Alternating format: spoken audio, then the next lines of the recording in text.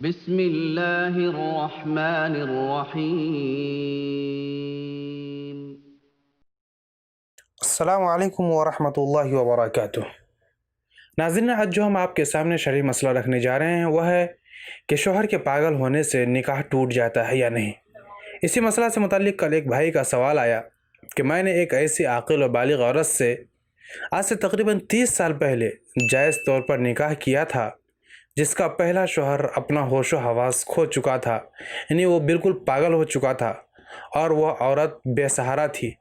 اس لیے جب وہ شخص پاگل خانے میں داخل کرا دیا گیا تو میں نے اس عورت کے ساتھ گواہوں کی حاضری میں نکاح کر لیا، لیکن اب 30 سال بعد مجھے لوگ طعنہ دیتے ہیں کہ میں نے غلط نکاح کیا تھا اور وہ شخص جو پاگل ہو چکا تھا اب وہ واپس بھی آ گیا ہے۔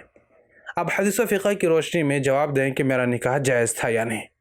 تو ناظرین، قبل اس کے کہ میں آپ کو حدیث و فقہ کی روشنی میں جواب دوں، اگر آپ ہمارے چینل پر پہلی دفعہ تشریف لا رہے ہیں تو آپ سے ایک چھوٹی سی درخواست ہے کہ ہمارے چینل کو سبسکرائب کر کے بیل آئیکن پر ضرور کلک کر کے رکھیں، تاکہ جب بھی میں شرعی مسئلہ مسائل سے متعلق جو بھی ویڈیوز اپلوڈ کروں تو بر وقت اس کا نوٹیفیکیشن آپ کو ملتا رہے اور آپ ہمارے شرعی مسئلہ مسائل ویڈیو سے مستفید ہوتے رہیں۔ تو ناظرین، صورت مسئلہ میں محض شوہر کے پاگل ہو جانے سے نکاح نہیں ٹوٹتا، نکاح فسخ نہیں ہوتا۔ البتہ اگر عورت کی درخواست پر عدالت یا قاضی صاحب نکاح فسخ کرنے کا فیصلہ کر دے تو خاص شرائط کے ساتھ فیصلہ صحیح ہو سکتا ہے اور عدت گزار کر دوسری جگہ عورت نکاح کر سکتی ہے۔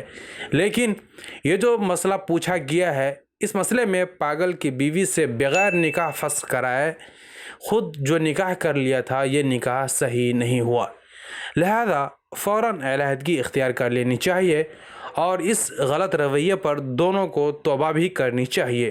یہ عورت پہلے شوہر کے نکاح میں بالکل اسی طرح برقرار ہے جیسے کہ 30 سال پہلے ان کے نکاح میں موجود تھی۔